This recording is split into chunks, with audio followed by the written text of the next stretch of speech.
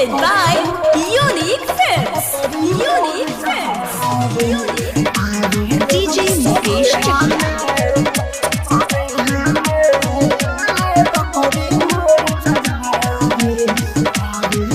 सच कहिया हम कहियो न हरी रोज रोज करा पर हम चहरी रोज रोज करा पर हम चहरी सच कहिया हम कहियो न हरी रोज रोज करा पर हम चहरी अलग दल माटी दे हमें तमाल बकरी मोर कि माल बकरी मोर हमाल बकरी मोर चरा आवे आवे सरे हमें हो माले बकरी मोर चढ़ावे आवे रो सरे हमें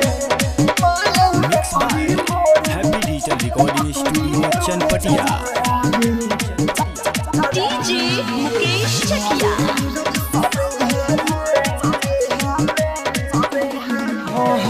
लाल रंग उठा लाली अंगी लाल पहिरी सुनता हो मानवतिया चल सयारा कहिले ना झूठ हो हाँ हाँ लाल रंग उठा लाली अंगी लाल पहिरी सुनता हो मानवतिया चल सयारा कहिले ना झूठ हो हर मन नहीं लगला घरे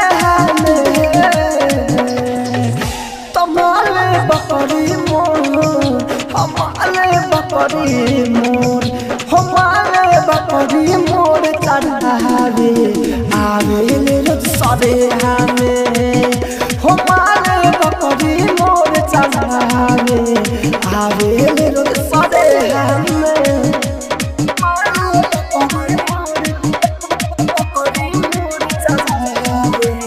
DJ Mukesh Chakia. Presented by Unique Films. Unique Films. Rahul राजा धानी हमारा मालिक के जैसा बाबी कौन के हो जवानी कौन के हो धीर दीवाना मानो न बतिया राहुल राजा धानी हमारा मालिक के नियन न पावे कौन के हो जवानी नहीं बजल न पुजवन ने हमें कि माल बकरी मोर कि माल बकरी मोर हमारे बकरी मोर चढ़ावे आवे सरे हमें